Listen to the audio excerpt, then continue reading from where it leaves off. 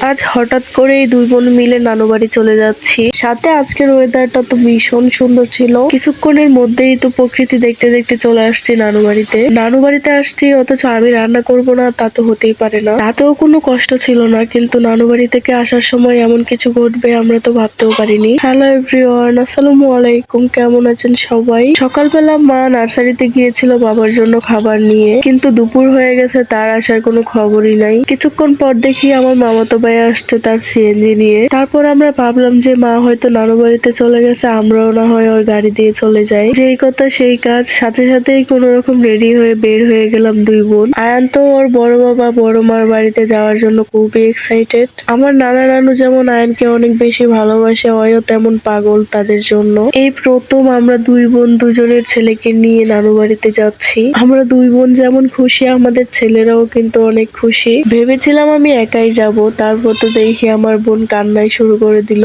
তারপর আর কি করার, শুধু শুধু কেন কান্না করবে, তাই তো নিয়ে চলে যাচ্ছি। সাথে আজকের ওয়েদারটা তো ভীষণ সুন্দর ছিল, পুরো মনোমুগ্ধকর একটা পরিবেশ। আকাশের দিকে তাকিয়ে থাকতে তো আমার ভীষণ ভালো লাগতেছিল। কত বিশাল এই আকাশ।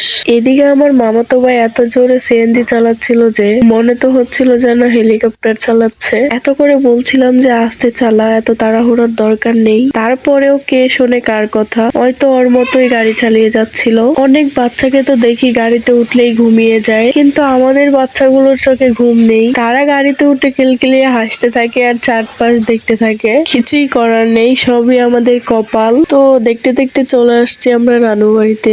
এত জোরে গাড়ি চালিয়েছে আমার মামাতো ভাই, মনে হচ্ছিল যেন উড়াল দিয়ে চলে আসছি নানু বাড়িতে। এসে তো দেখি নানা নানু দুজনেই অনেক কাজে ব্যস্ত। আমাদের দুই বোনকে দেখে তো নানা নানু ভীষণ খুশি, কিন্তু যার জন্য নানু বাড়িতে আসছি সেই নাকি চলে গেছে। এদিকে আয়ান তো এসেই তার বড় বাবার কোলে উঠে বসে আছে। ওই যে বললাম, আয়ান তার বড় বাবা বড় মার জন্য অনেক পাগল। আর এই হচ্ছে আমার নানু বাড়ি, ছোট্ট দুইটা ঘর, একটাতে মামাতো ভাই থাকে আর একটাতে নানা নানু। আমরা এসে শুনি মা নাকি চলে যাচ্ছে, এই জন্য আমার মামাতো ভাইকে পাঠিয়েছে নিয়ে আসার জন্য।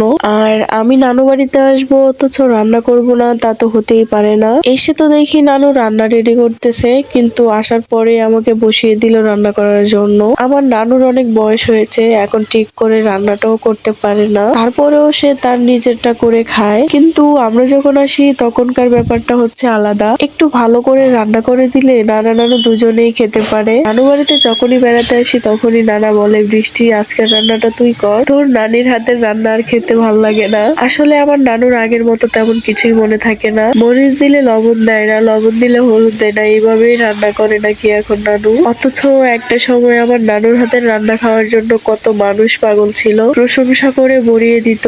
যাই হোক, কিছুই করার নেই, সময়ের ব্যবধানে অনেক কিছুই পাল্টে যায়। তো আমরা রান্না করে খাওয়া দাওয়া করে এখন রেডি হয়ে গিয়েছি বাড়িতে ফিরে যাওয়ার জন্য, কিন্তু আমার তো একদমই ইচ্ছে করতেছিল না। নানু বাড়িতে আসলে বাড়িতে যাইতে ইচ্ছাই করে না। যেই গাড়ি দিয়ে আসছি সেই গাড়িতেই ফিরে যাব। আমরা সবাই চলে যাওয়ার জন্য গাড়িতে উঠে গেছি। এইদিকে আমার নানির তো কাজই শেষ হয় না, সে তার নিজের কাজ নিয়েই ব্যস্ত। উপরওয়ালার নাম নিয়ে গাড়িতে উঠতে তো পড়েছিলাম, কিন্তু রাস্তায় এমন একটা বিপদ হবে ভাবতেও পারিনি। হঠাৎ করেই আমাদের সিএনজিটা একটা গর্তে পড়ে যায়। একটুর জন্য উল্টে যায়নি, তা না হলে তো খুবই বড় বিপদে পড়ে যেতাম। তাও ভালো, আল্লাহর অশেষ রহমতে অল্পতেই বিপদ কেটে গেছিল। কি যে ভয় লাগছিল বলার মতো না। এই ভাইয়াটি না থাকলে হয়তো আমরা গাড়িটা গর্ত থেকে উঠাতেই পারতাম না। এই জন্যই বলে, আল্লাহ যা করে বান্দার ভালোর জন্যই করে। তো আজকের ভিডিওটা আর বড় করছি না, দেখা হয়ে যাবে নতুন কোনো ভিডিওতে। সে পর্যন্ত সবাই ভালো থাকবেন, সুস্থ থাকবেন, আল্লাহ হাফেজ।